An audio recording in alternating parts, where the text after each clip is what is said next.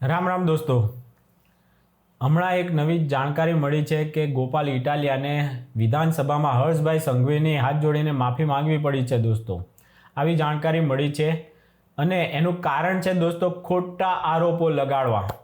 આ ગોપાલ ઇટાલિયા એ જમાવટ media private લિમિટેડનો પોડકાસ્ટનો studio સમજી બેઠો હતો વિધાનસભાને. એને એમ કે સામે દેવાંશી જોશી બેઠેલી છે એટલે મન ફાવે એવા ખોટા આરોપો અને મન ફાવે એવા કાદવ કિચડ આપણે હર્ષભાઈ સંઘવી ઉપર ઉછાળીશું. પણ દોસ્તો, વિધાનસભાની અંદર આજે ગોપાલ ઇટાલિયાને સસ્પેન્શન કરવામાં આવી રહ્યો હતો કારણ કે ખોટા કાદવ કિચડ ઉછાળવા અને ખોટી વાતો કરવી એ એના લોહીમાં હવે વણાઈ ગયું છે.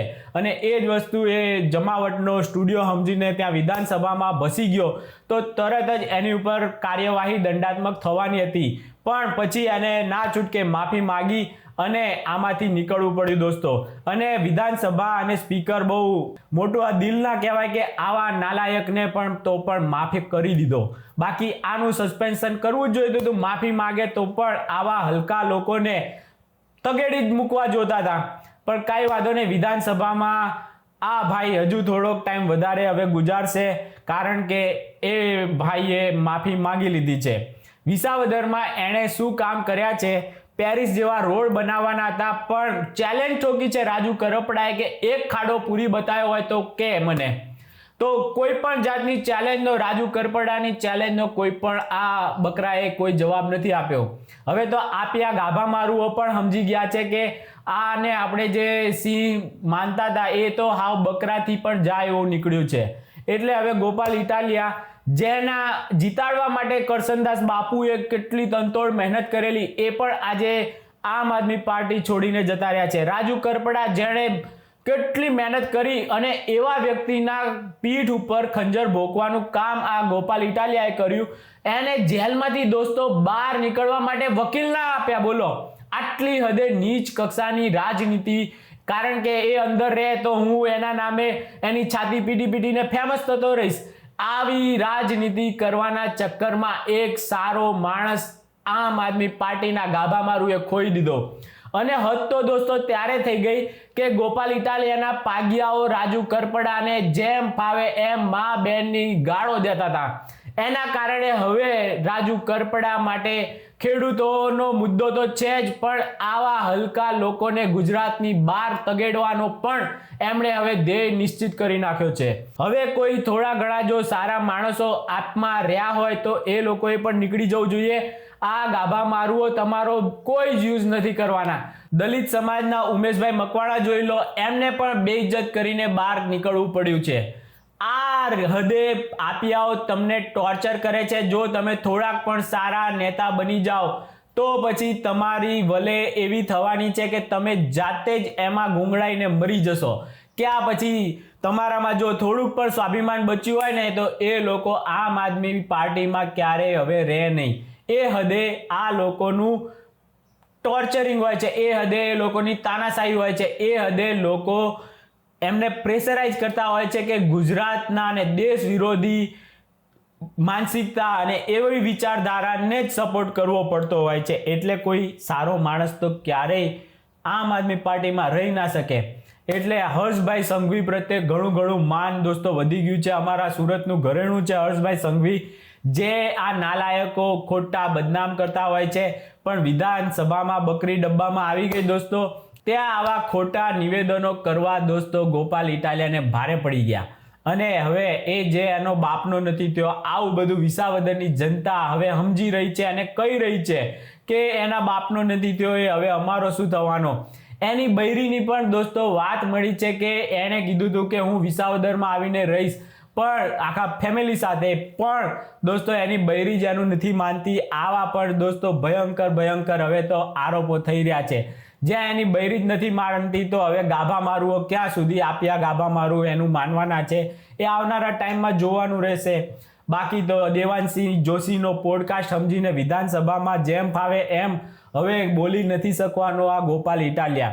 અને હવે સાબિતી સાથે જો વિડિયા બનાવીને બોલે તો ખબર પડે કે કેટલી વિશે 100 થાય છે. તો આવનારા દિવસોમાં દોસ્તો જોવાનું રહેશે રાજુ કરપડા વિધાનસભાની જે ચૂંટણી આવનારી છે એમાં વિસાવદરથી લડવાનું વિચારી રહ્યા હોય એવું બની શકે છે. અને જો રાજુ કરપડા ત્યાંથી ઊભા રહે તો તમે કોને વોટ આપશો?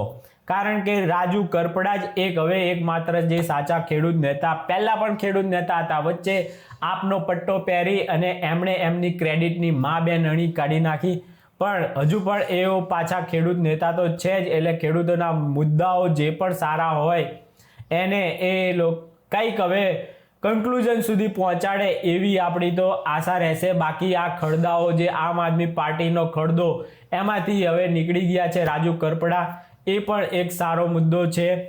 અને હવે આવનારા ટાઈમમાં જોવાનું રહેશે કે વિસાવદરની જનતા માટે આણે શું કર્યું. વિસાવદરની જનતા માટે એક સવાલ પણ દોસ્તો વિધાનસભામાં નથી પૂછાયો ગોપાલ ઇટાલિયા દ્વારા. એક સવાલ પણ નહીં દોસ્તો.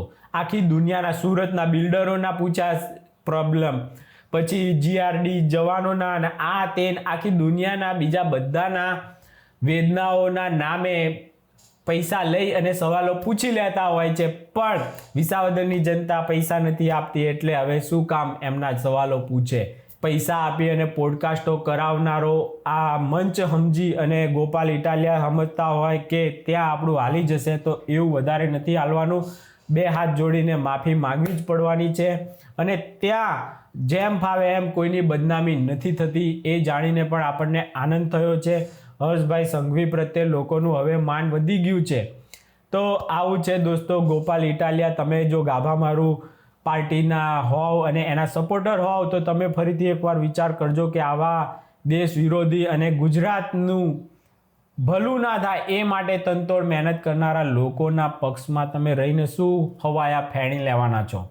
એટલે આમ આપ્યાઓ ગાભા મારુઓ માટે આજ હવે આવનારા દિવસોમાં કોઈ કેટલા હવે કાર્યકરો વધે છે એ જોવાનું રહેશે.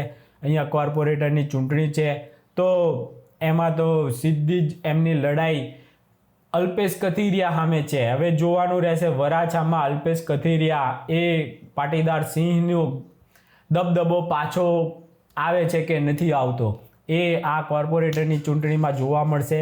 બાકી તો આ ગાભા મારુઓ જે ભોળવીને હારા માણસોને થોડીક વાર માટે આમ આદમી પાર્ટીના પટ્ટા પહેરાઈ દેતા હોય છે, તો એનાથી પણ ઘણા બધાનો મોહ ભંગ થાય છે. અને નવા ચહેરાઓ હવે ખાલી પેલો વધ્યો છે ઈસુદાન ગઢવીની એવી બધી વાર્તાઓ રિલીઝ કરે છે દોસ્તો. દેવાયત ખાવડને એ આમ આદમી પાર્ટીમાં લઈને આવી રહ્યા છે. આવી ખોટી દોસ્તો એના એ જ આપ્યા ગાભા મારુઓ ખોટી ન્યૂઝો અને એમની જ યુટ્યુબર જે ખોટી બાજારો મીડિયા હોય છે એ ચગાવતી હોય છે, પણ એમાં કોઈ વજૂદ રહ્યું નથી દોસ્તો. કોઈ સારો માણસ હવે શું જોઈને આમ આદમી પાર્ટી જોઈન કરશે, શું જોઈને કરશે એ વિચાર કરો. આમ તો કહેતા હતા કે કેજરી અમારો આમ છે ને તેમ છે ને ફલાણો છે ને ઢીમકાણો છે, પણ દોસ્તો દિલ્હીની જે 10 વર્ષમાં હાલત કરી નાખી એ પણ હવે તો લોકોની સામે જ છે. દિલ્હીએ તો ધક્કા મારી અને પાટા મારીને કાઢી મૂક્યો છે, તગેડી દીધો છે. એટલે હવે એને તો બીજે ક્યાંય હવે રસ્તો રહ્યો નથી. જ્યારે પંજાબમાં પીધેલને મૂકી દીધો છે. અમે આ લોકો પાસે કોઈ સારો માણસ છે એ જ સવાલ સૌથી મોટો જો આમ આદમી પાર્ટીને પૂછીએ તો.